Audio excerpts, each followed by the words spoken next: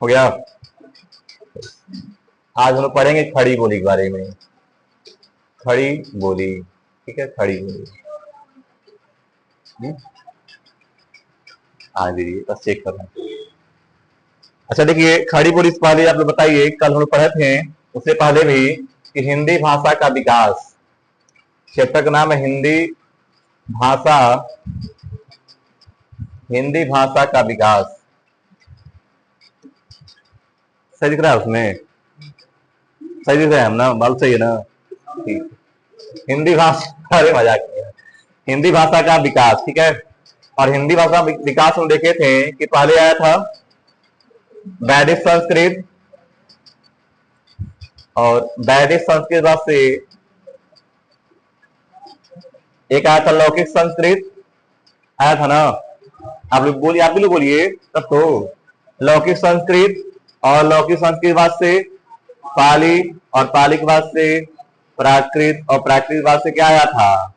अपभ्रंश, और अपभ्रंश के बाद आया था, अपभ्रंश से निकला था पश्चिमी हिंदी, और अपभ्रंश से निकला था सौर सैनी अपभ्रंश लिख सकते हैं हम लोग, सौर सैनी अपभ्रंश, और इससे निकला था पश्चिमी हिंदी, और पश्चिमी हिंदी से निकला था खड़ी बोली। समझ गए? खड़ी बोली, खड़ी बोली को ही हिंदी में मानक भाषा के रूप में प्रयोग किया जाता है। खड़ी बोली, जैसे मैं जा रहा हूँ, समझ गए? ये खड़ी बोली हो गया, ये मानक भाषा के रूप में इस्तेमाल किया जाता है, इसको याद रखिएगा आप लोग। फिर बताए थे। अच्छा बताइए, बुंदेली, बुंदेली किस अपभ्रंश से विकसित हुआ है? बताइए, बुंदेली कौन सा अपभ्रंश है? सौरसैनी अपभ्रंश से। अच्छा, सौरसैनी अपभ्रंश में कितने बोली का विकास हुआ था? एक बुंदेली है, उसके बाद आ जाएगा खड़ी बोली,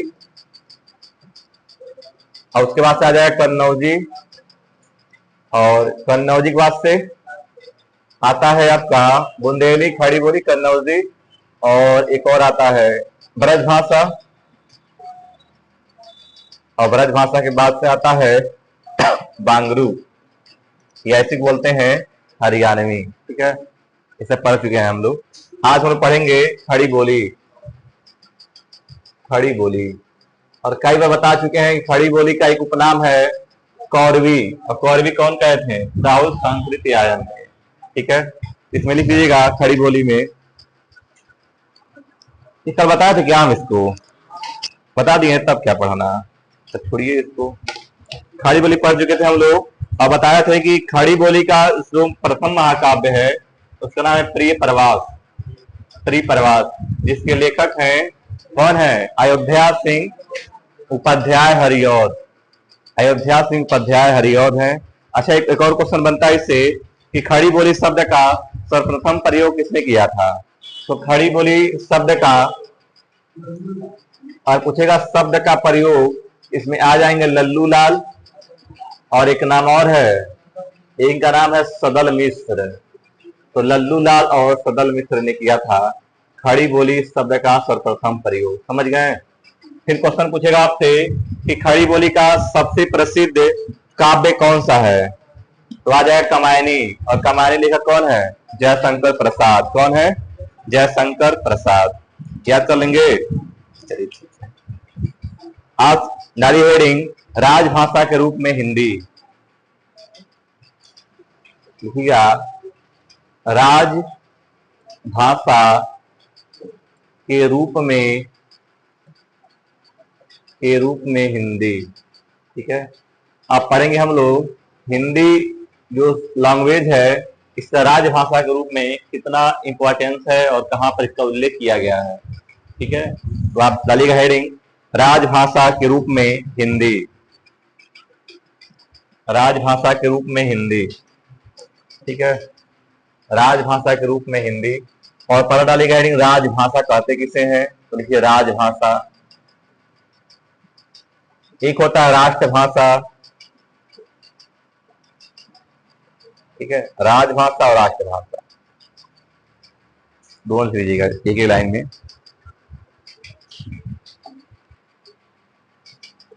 तो देखिए राजभाषा का जो अर्थ होता है, इसका मतलब होता है राजकाज की भाषा, राज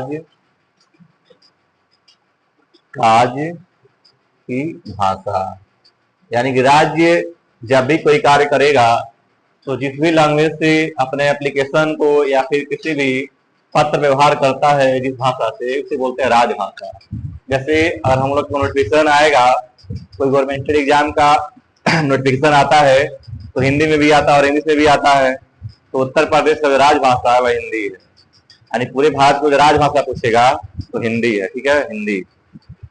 राष्ट्रभाषा का मतलब होता है कि पूरे राष्ट्र की भाषा, पूरे राष्ट्र की भाषा या संपूर्ण राष्ट्र की भाषा को बोलते हैं हम लोग राष्ट्रभाषा। और आपसे प्रश्न पूछा जाता है कि भारत की राष्ट्रभाषा क्या है, तो भारत का कोई भी राष्ट्रभाषा नहीं है। भारत का कोई भी राष्ट्रभाषा नहीं है। भारत का कोई भी राष्ट्रभाषा नहीं है। ठीक है, क्यों नहीं है? क्योंकि भारत जो है वह विविधताओं का देश है। बहुत सारे धर्म के लोग, लैंग्वेज के लोग रहते हैं, भाषा बोलते हैं लोग, जैसे कन्नड़, मलयालम, तेलुगु, तमिल, बांग्ला बोलते हैं लोग ना। असम में जाएंगे असमिया आ जाएंगे, बोलते हैं लोग। तो सभी लोगों का एक भाषा नहीं है। यदि सभी लोग हिंदी बोलते हैं तो भारत का राष्ट्रभाषा हिंदी बन जाता है। समझ गए ना? लेकिन भारत में सर्वाधिक जनसंख्या जो है, सर्वाधिक क्षेत्र में निवास करने वाले लोग हिंदी बोलते हैं, सबसे ज्यादा हिंदी बोलते हैं। ये भी याद कर लीजिएगा। ठीक है, आप नोट कर लीजिएगा। अच्छा देखिए, एक बात और ध्यान समझिएगा कि राजभाषा का एक और मतलब होता है कि जो राज्य होता है, राज्य, तो राज्य का जो सरकार है, गवर्नमेंट है, और जनता के बीच जब भी संवाद होगा तो जिस भाषा का उल्लेख करते हैं, जिस भाषा में संवाद करते हैं लोग, उसे ही बोलते हैं राजभाषा।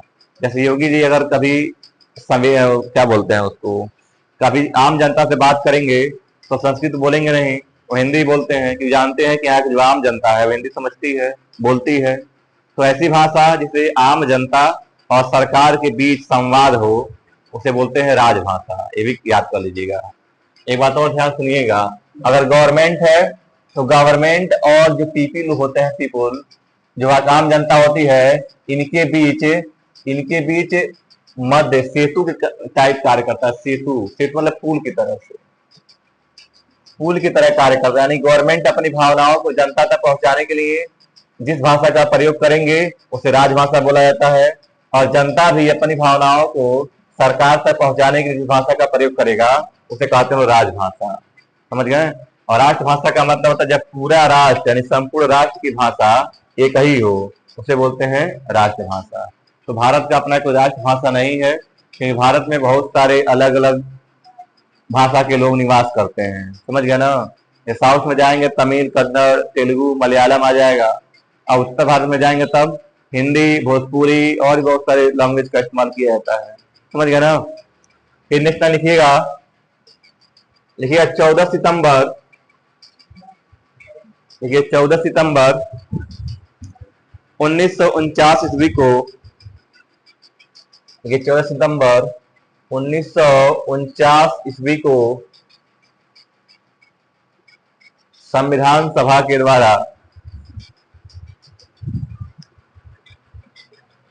संविधान सभा द्वारा भारत की राजभाषा घोषित किया गया। संविधान सभा द्वारा भारत की राजभाषा घोषित किया गया, घोषित किया गया। ठीक है, 14 सितंबर 1949 को संविधान सभा द्वारा भारत की राजभाषा घोषित किया गया। इसलिए एक मिनट देखिए, तो 14 सितंबर 1949 ईस्वी को यहाँ लिखना चाहिए था हिंदी, लीजिएगा, नोट करके लीजिए, हिंदी को संविधान सभा द्वारा भारत की राजभाषा घोषित किया गया। गलती हो गया हमसे, लिख लीजिएगा, हिंदी को संविधान सभा द्वारा भारत की राजभाषा घोषित किया गया। इसलिए इसलिए 14 सितंबर को क्या मनाया जाता है? हिंदी दिवस के रूप में मनाया जाता है। हिंदी दिवस के रूप में मनाया जाता है। समझ आ गया आप ना? तो आपसे क्वेश्चन पूछा जाए कि 14 सितंबर को हिंदी दिवस क्यों मनाया जाता है, तो इसी दिन संविधान सभा के द्वारा हिंदी को भारत की राजभाषा घोषित किया गया। एक क्वेश्चन पूछता है, अभी देखिएगा, यूपीएससी में पूछा हुआ। ठीक है, ये समझ गए आप लोग? नेक्स्ट लिखिएगा 26 जनवरी, देखिएगा 26 जनवरी 1950 को, 26 जनवरी 1950 को भारत की राजभाषा के रूप में 26 जनवरी 1950 को हिंदी को 26 जनवरी 1950 को हिंदी को भारत की राजभाषा के रूप में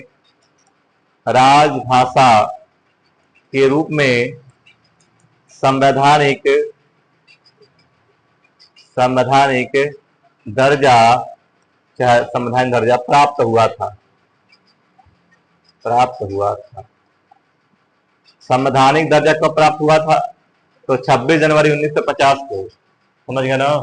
ये दो प्रश्न पूछता है। आपसे क्वेश्चन पूछेगा कि भारत की राजभाषा हिंदी कब घोषित किया गया, तो डेट आ जाएगा 14 सितंबर 1949 को। और फिर क्वेश्चन पूछेगा कि हिंदी को भारत की राजभाषा के रूप में संवैधानिक दर्जा कब प्राप्त हुआ था, तो डेट आ जाएगा 26 जनवरी 1950। समझ गया ना? दोनों क्लियर कर लीजिएगा, याद रहना चाहिए, भूलिएगा नहीं। ठीक है, आगे इतना। फिर लिखिएगा, नेक्स्ट लिखिए, हिंदी की लिपि क्या बनेगा? देवनागरी है। देवनागरी। आपसे क्वेश्चन पूछा जाए कि देवनागरी जो लिपि है, या किस लिपि से निकला है देवनागरी, तो लिखिए ब्राह्मी लिपि से।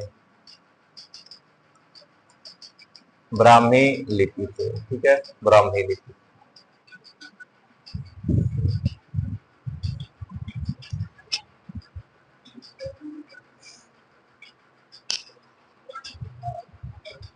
ठीक है ना? हो गया?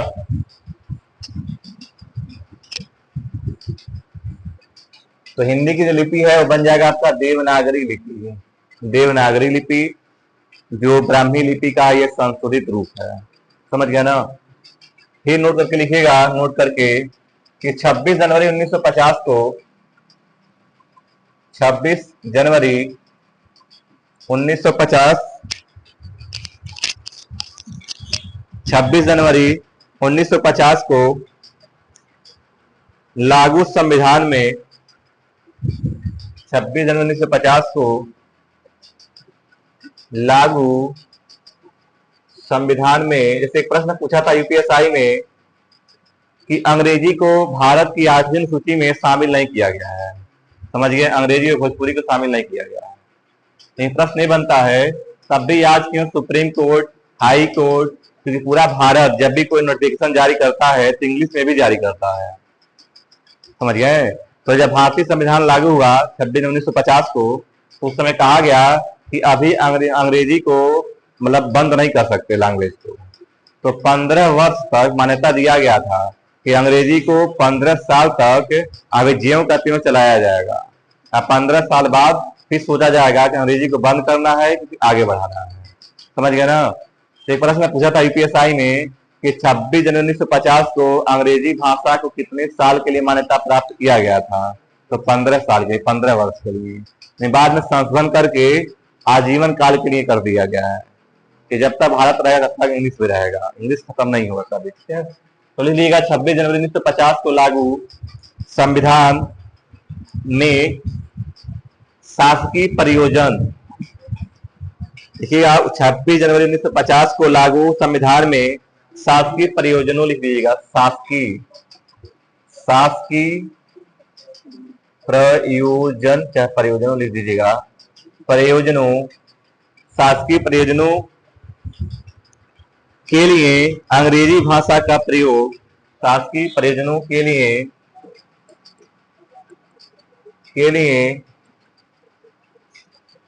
अंग्रेजी भाषा का प्रयोग, अंग्रेजी भाषा का प्रयोग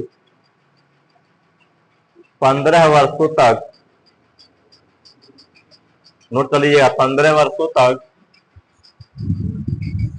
तय किया गया था, 15 वर्षों तक तय किया गया था। मतलब ये कहा गया था कि अंग्रेजी भाषा का प्रयोग शासकीय कार्य में केवल 15 साल तक किया जाएगा। समझ गया ना? 15 साल बाद से सोचा जाएगा कि इंग्लिश को बंद करना है या फिर आगे बढ़ाना है। समझ गए? और इंग्लिश ऐसा लैंग्वेज है कि पूरे वर्ल्ड में कहीं बंद नहीं हो सकता है। ऐसा कोई देश नहीं है जो कहा था मेरे यहाँ इंग्लिश समाप्त हो जाएगा, कि पूरी दुनिया इंग्लिश लैंग्वेज बोलना चाह रही है और एक दूसरे को बातचीत करना है। मान लीजिए चले गए आप अबू धाबी, चले गए वाशिंगटन में, रूस, जापान, मलेशिया, सिंगापुर घूमने चले गए और आपको बस भोजपुरी आता है, हिंदी आता है और उन लोगों को उसकी भाषा आता होगा, लेकिन इंग्लिश ऐसी भाषा है जो वर्ल्ड वाइड तक है। आप कहीं बोलेंगे तो आदमी समझ जाएगा क्या मांग रहे हैं। तो समझ गया ना? तो फिर इंग्लिश को कोई भी बंद नहीं कर सकता, लैंग्वेज है। लैंग्वेज का काम ही होता है कि इमोशन को शेयर करना, हम अपनी भाषा को, अपनी बात को, भावनाओं को दूसरे तक पहुंचाना है। अब जिस भाषा में आप पहुंचा पाए, कोई इशारा इशारा बात कर लेता है, मार खा जाता है, जूता चप्पल सब चल जाता है। आप कोई कह देता है तभी जूता चप्पल खा जाता है, अलग बात होता है। ठीक है? तो 26 जनवरी 1950 को जब संविधान लागू हुआ तो कहा गया जितने भी शासकीय कार्य होंगे उनमें अंग्रेजी भाषा का प्रयोग केवल 15 वर्षों के लिए मान्य होगा। समझ गए ना? ठीक है, नेक्स्ट लाइन लिखिएगा। ठीक है, देखिए भारत में राजभाषा, चलिए हेडिंग, भारत में राजभाषा। ठीक है, भारत में राजभाषा। अच्छा, आपसे क्वेश्चन पूछा जाए कि संविधान के किस भाग में भाषा से संबंधित होता है, भाग पूछा, क्या बताएंगे आप? तो भाग 17 लिख लीजिएगा। भारतीय संविधान के भाग 17 में राजभाषा का उल्लेख किया गया, लिख लीजिएगा इसको, भाग 17 और अनुच्छेद 343 से लेकर के 351 तक लिखिएगा। अनुच्छेद 343 से लेकर के 351 तक, 343 से लेकर के 351 तक। ठीक है, आपसे अनुसूची पूछेगा, लीजिएगा कि भारत की 8वीं अनुसूची, 8वीं अनुसूची में कुल 22 भाषाओं का उल्लेख किया गया है। 22 भाषाओं का उल्लेख है, 22 भाषाओं का उल्लेख है, 22 भाषा। ठीक है, 22 भाषाओं का। अच्छा बताइए, जब संविधान लागू हुआ तो भारतीय संविधान में कुल कितनी भाषाओं का उल्लेख किया गया था? 14 भाषा का, याद कर लीजिएगा। ठीक है,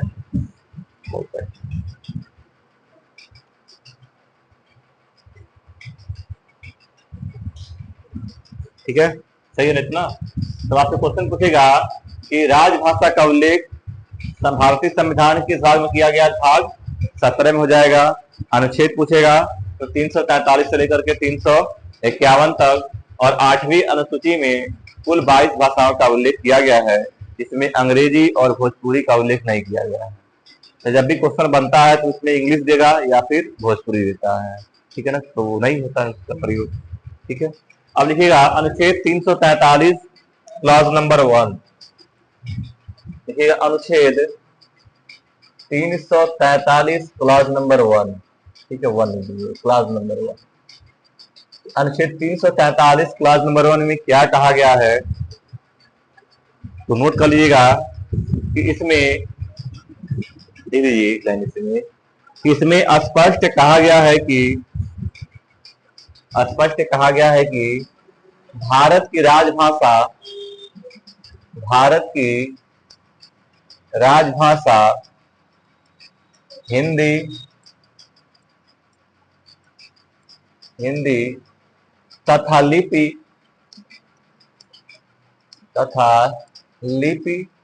देवनागरी होगा। देवनागरी, ठीक है, देवनागरी, ठीक है।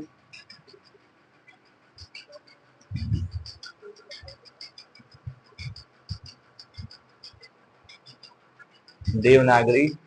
और यहाँ पर लिखिएगा ना, एक और लिखिएगा अक्षरात्मक।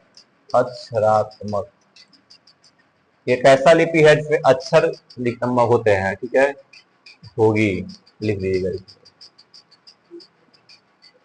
अच्छा, एक क्वेश्चन बनता है कि जो सिंधु घाटी सभ्यता था, सिंधु घाटी सभ्यता का जो भाषा है, वह कैसा भाषा है बताइए? अक्षरात्मक है कि भावात्मक है? तो वहां पर अक्षर नहीं लिखा गया, केवल भाव को व्यक्त किया गया है, इसीलिए अभी तक कोई पढ़ नहीं पाया है, समझिए ना। लेकिन देवनागरी लिपि अक्षरात्मक है, मतलब अक्षर से लिखा जाता है, भाव व्यक्त नहीं किया जाता है, समझ गए ना। जैसे आप लोग सड़क पे जाते होंगे, देखते होंगे कि दो बच्चे हैं, लगा हुआ है लोहे का बोर्ड बड़ा सा, और बैग टांगे हुए हैं और जा रहे हैं स्कूल।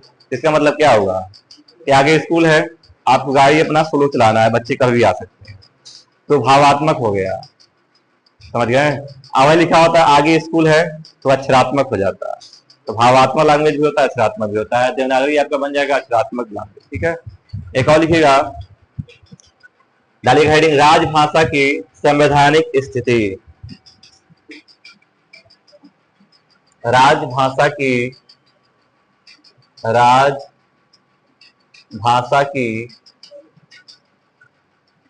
संवैधानिक स्थिति।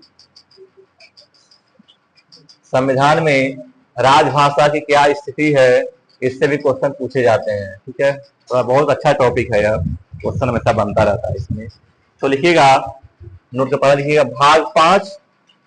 अच्छा, तो भाग 5 किससे संबंधित है बताइए? भारतीय संविधान का भाग 5 किससे संबंधित है पता है? संघ सरकार से, यानी कि केंद्र सरकार से। तो लिखिएगा, भाग 5 के अनुच्छेद 120 में, भाग 5 के अनुच्छेद 120 में संसद में प्रयुक्त होने वाली भाषा का उल्लेख किया गया है, ठीक है। संसद में प्रयुक्त होने वाली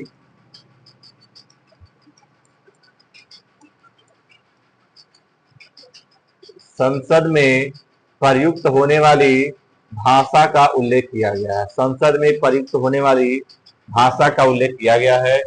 एक बात और समझ लीजिएगा कि भारतीय संविधान का जो भाग 5 है वह केंद्र सरकार से संबंधित है, केंद्र सरकार से, ये केंद्र सरकार से संबंधित है, ठीक है, केंद्र सरकार।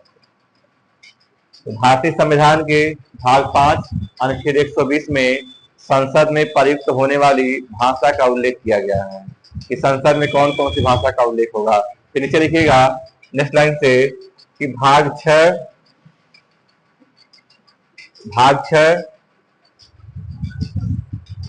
के अनुच्छेद 210, भाग 6 के अनुच्छेद 210 में विधानमंडलों में,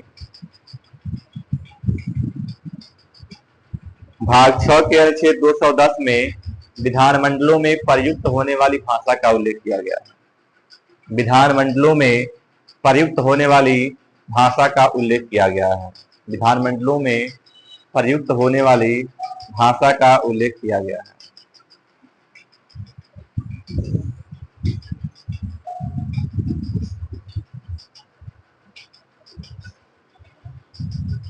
विधानमंडलों में प्रयुक्त होने वाली भाषा का उल्लेख किया गया है, समझ गए?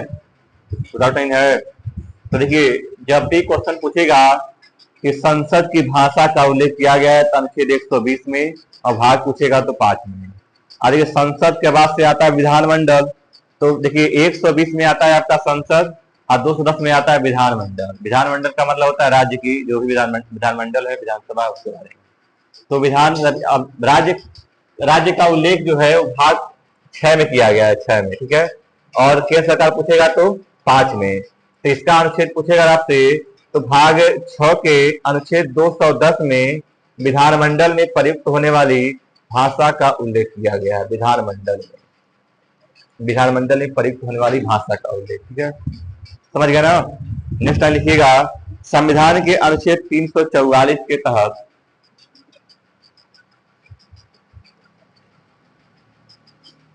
संविधान के अनुच्छेद 344 के तहत 344 के तहत राष्ट्रपति ने 7 जून 1955 के तहत 344 के तहत राष्ट्रपति ने 7 जून 1955 7 जून 1955 को डीजी खेर की अध्यक्षता में डीजी खेर की अध्यक्षता में संविधान के अनुच्छेद 344 के तहत क्या लिखा, राष्ट्रपति ने 7 जून 1955 राष्ट्रपति ने 7 जून 1955 को डीजी खेर की अध्यक्षता में प्रथम राजभाषा आयोग का गठन किया था। तो प्रथम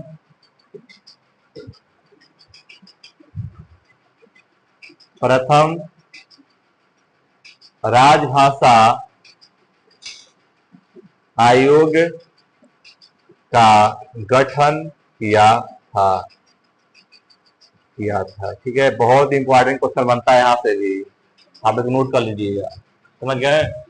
देखिए आपसे प्रश्न पूछेगा कि प्रथम राजभाषा आयोग के गठन कब हुआ था, तो 7 जून 1955 को, ठीक है।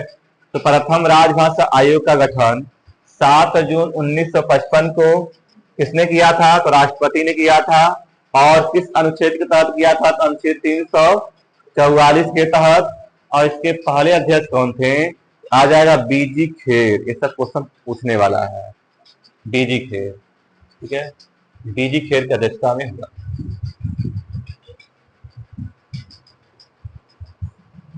लिखिएगा, अनुच्छेद 345 में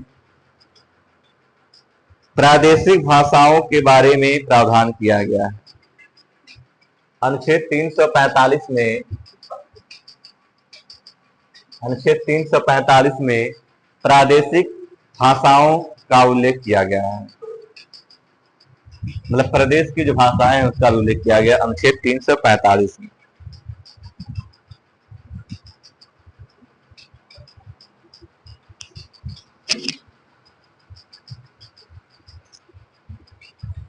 ठीक है ना। अच्छा देखिए, इससे बहुत सारी भाषाएं हैं जो इसका उल्लेख किया गया है, लेकिन आप लिखिएगा अनुच्छेद 348, देखिएगा अनुच्छेद, नेक्स्ट लाइन लिखिएगा, अनुच्छेद 348 में सुप्रीम कोर्ट तथा हाई कोर्ट,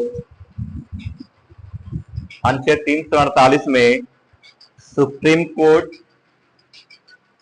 मतलब SC and SC, Supreme Court और High Court, Supreme Court High court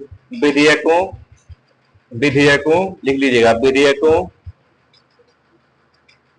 अधिनियमों तथा अध्यादेश आदि में प्रयोग की जाने वाली भाषा का प्रावधान है, ठीक है। देखिए, विधेयकों, अधिनियमों और अध्यादेश आदि में प्रयोग की जाने वाली भाषा का उल्लेख है, सुप्रीम कोर्ट, हाई कोर्ट कोई विधेयक जारी करेगा या फिर अधिनियम या फिर अध्यादेश, उसमें किस लैंग्वेज का प्रयोग करेगा, इसका उल्लेख भारतीय संविधान के अनुच्छेद 348 में किया गया है। ठीक है, 348 में। और फिर लिखिएगा अनुच्छेद 350A। एक क्वेश्चन थोड़ा नया है, पूछ सकता है।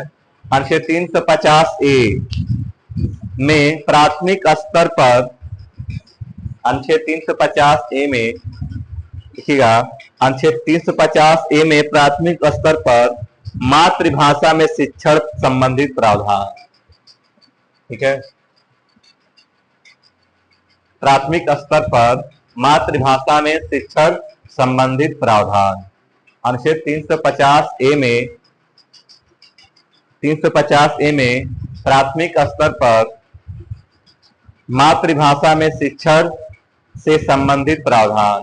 शिक्षण संबंधित प्रावधान का मतलब हुआ कि बच्चों का विकास सबसे ज्यादा अपने मातृभाषा में हुआ है। समझ गए? जैसे मम्मी बोली कहाँ जाता रहा, बैठा बाबू पानी पी लो। अब लड़का नहीं बोलेगा कि मैं कहाँ जा रहा हूँ, बोलेगा नहीं बोलेगा। तो ऐसी भाषा जिसमें मातृभाषा है हमारी, उसी भाषा में बच्चे का विकास हो पाता है। इसलिए प्राथमिक स्तर पर, समझिए आप लोग, प्राथमिक स्तर पर मातृभाषा में शिक्षा प्रदान किया जाएगा। इसका उल्लेख भारतीय संविधान के अनुच्छेद 350 के ए में कहा गया है। सही है ना? सर्टेन है, समझ रहा है? एक और लिखिएगा, अनुच्छेद 350B, अनुच्छेद 350B, और इसमें लिखिएगा कि 350B में भाषाई अल्पसंख्यक वर्गों के लिए विशेष, भाषाई अल्पसंख्यक वर्गों के लिए विशेष प्राधिकारी का उल्लेख, विशेष प्राधिकारी का उल्लेख, विशेष प्राधिकारी का उल्लेख, विशेष प्राधिकारी का उल्लेख। अच्छा, भाषाई अल्पसंख्यक समझते क्या होता है?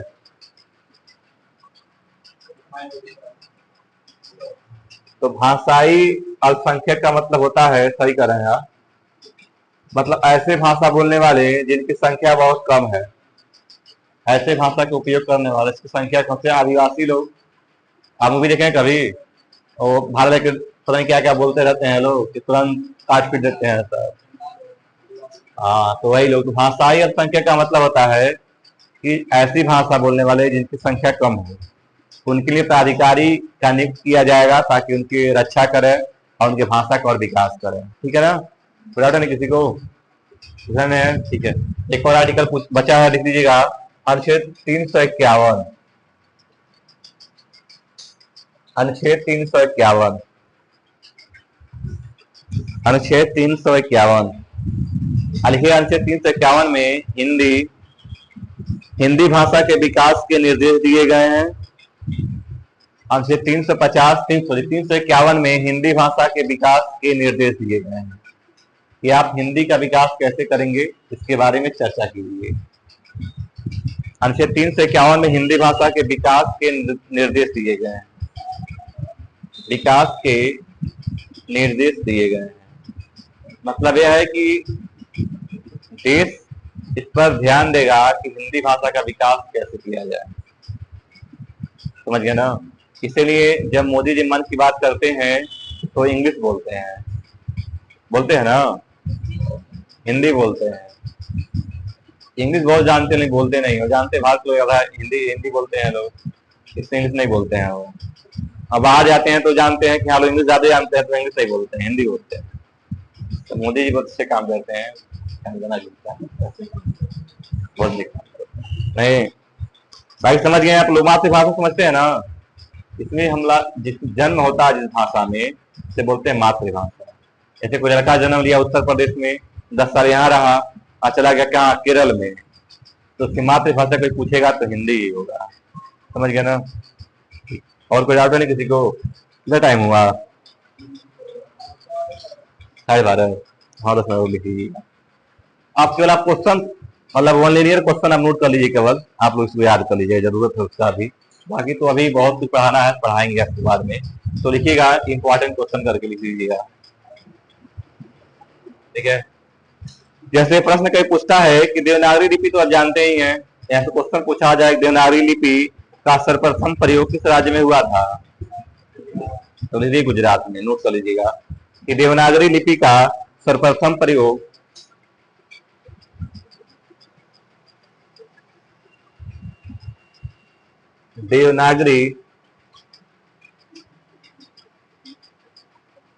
देवनागरी लिपि का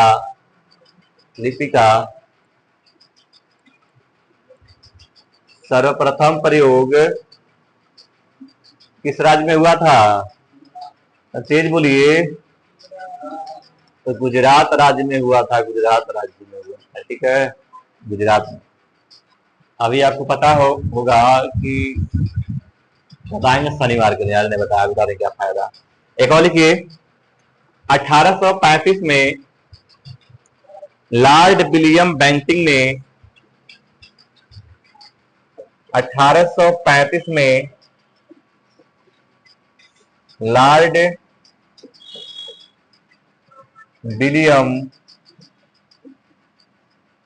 बेंटिक ने अंग्रेजी शिक्षा एक्ट को लागू किया, अंग्रेजी शिक्षा एक्ट को लागू किया,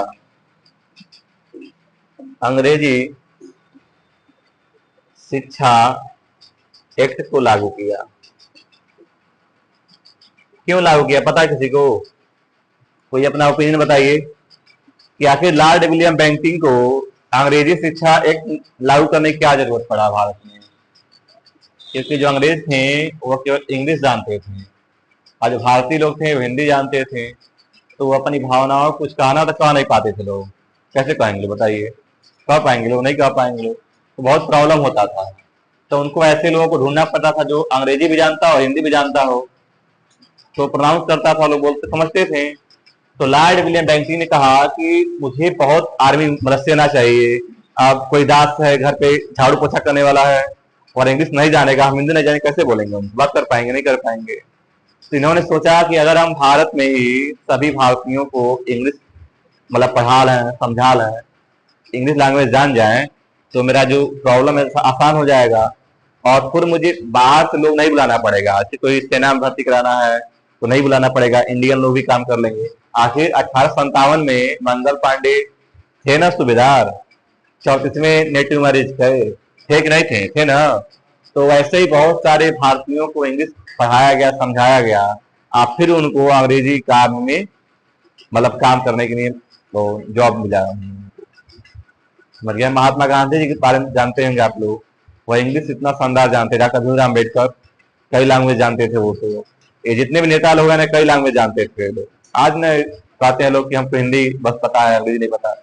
अभी देखिए हम लोग पास इतना व्यवस्था है कि आदमी चाहे तो फोन से ऑनलाइन ऑफलाइन पैसे भी है, इंग्लिश पढ़ सकते हैं हम लोग, अरबी सीख सकते हैं, उर्दू सीख नहीं सीखते हैं। अब पहले के लोग संस्कृत जानते थे, उर्दू जानते थे, अरबी जानते थे, फारसी जानते थे, इंग्लिश भी जानते थे। हम लोग शुद्ध ना हिंदी जानते हैं, न शुद्ध भोजपुरी जानते हैं, न शुद्ध इंग्लिश जानते, कुछ नहीं जानते, पता ही नहीं है हम लोग लैंग्वेज क्या होता है। अभी बाल गंगाधर तिलक का 2 पुस्तक है, एक है मराठा और एक कौन सा पुस्तक नाम केसरी, दोनों अलग अलग लैंग्वेज में है। समझ गए? आप बताए हम लोग कोई ऐसा है जो इंग्लिश में लिख देगा और हिंदी में लिख देगा? नहीं लिख पाएंगे हम लोग। या तो हिंदी लिखेंगे, या तो पहले इंग्लिश जानते नहीं, क्या लिखेंगे इस बारे में? तो पहले लोग बहुत विद्वान थे। एक और लिख लीजिएगा, ये तो बता दिए, सब बता दिए। लिखिए, भाषा की लघुत्तम, लिख लीजिएगा, भाषा की लघुत्तम सार्थक इकाई शब्द है। भाषा की लघुत्तम सार्थक इकाई, भाषा की लघुत्तम सार्थक इकाई,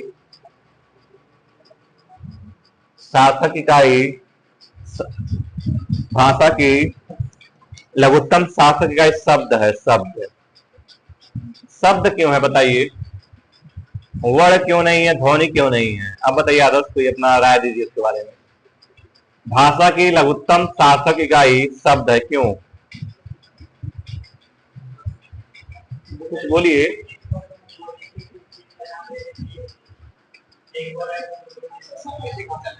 क्योंकि अगर हम सही करें, अगर हम वर्ड लिखते हैं वर्ड, तो उससे क्या भावना आप जानते हैं? कुछ नहीं, लेकिन एक शब्द से पता चलता है क्या कह रहा है अगला। समझ गए? एक और लिखिए नीचे कि भाषा की पूर्णतम इकाई, भाषा की पूर्णतम इकाई अब क्या बनेगा? तो ये वाक्य है, वाक्य है। समझ गए? अगर भाषा की लघुत्तम सार्थक इकाई पूछेगा तो शब्द, और पूछेगा भाषा की पूर्णतम इकाई तो हो जाएगा वाक्य। वाक्य, ठीक है? मतलब उससे पूरा पता चलता है कि अगला कह क्या रहा है एक वाक्य से। एक और लिख लीजिएगा कि पाली भारत की प्रथम देश भाषा है। पाली भारत की प्रथम देश भाषा है। ठीक है? पाली भारत की प्रथम देश भाषा है, देश भाषा। और लिखिएगा संस्कृत, नेक्स्ट लाइन लिखिएगा, संस्कृत हिंदी की आदि जननी है। हिंदी की आदि जननी है। अच्छा, जननी में क्या होता है बताइए? अच्छा, हम लोग जननी कौन है? हमारी माता जी, आप सबकी मम्मी होंगी लोग। जननी का मतलब जन्म देने वाला। हमें जन्म कौन दिया है? मम्मी। तो वैसे ही हिंदी को जन्म कौन दिया है? संस्कृत। तो हिंदी की मम्मी कौन हुई? संस्कृत। अमौसी कौन हुई तब इनकी? अमौसी आ जाएंगे पाली, इनका नाम है अम्रपाली। मतलब संस्कृत भाषा क्या आया था? पाली आया था, उसके बाद प्राकृत आया था। लेकिन दुख की बात यह है कि इनके मौसाजी नहीं है, इस बात का दुख है। कोई बात नहीं, ठीक है? एक और लिख लीजिएगा, ठीक है? हिंदी, ये पढ़ा के नोट कर लीजिएगा। हिंदी भारोपी भाषा परिवार की भाषा है।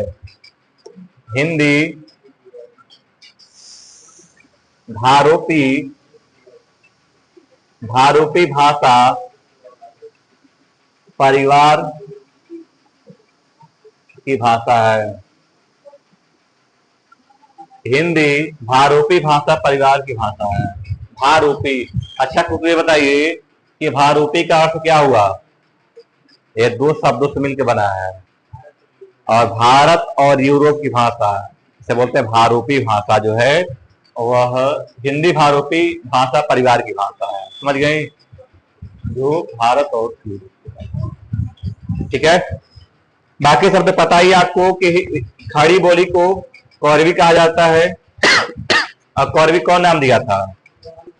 राहुल सांकृत्यायन ने बहुत बार याद करा दिए तो हम, भाई कुछ क्वेश्चन है नहीं। अच्छा बताइए,